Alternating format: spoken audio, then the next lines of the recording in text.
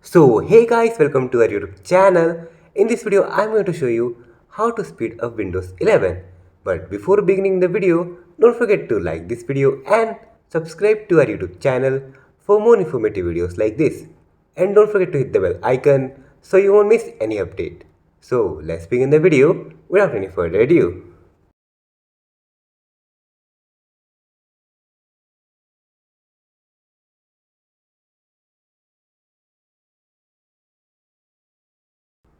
So first of all, I will recommend you to go to your file explorer in Windows and delete the files you don't need, and then go to the recycle bin and delete every file.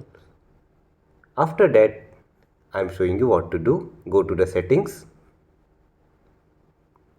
Here you can see an option of apps. Go to apps and then go to startup.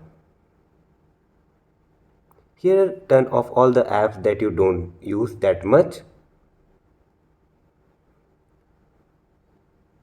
And after doing all this, your Windows 11 will speed up. So that's how you can speed up your Windows 11. So that is all for today's video. Don't forget to like this video and subscribe to our YouTube channel for more informative videos like this. And don't forget to hit the bell icon so you won't miss any update. See you in the next video. Thanks for watching.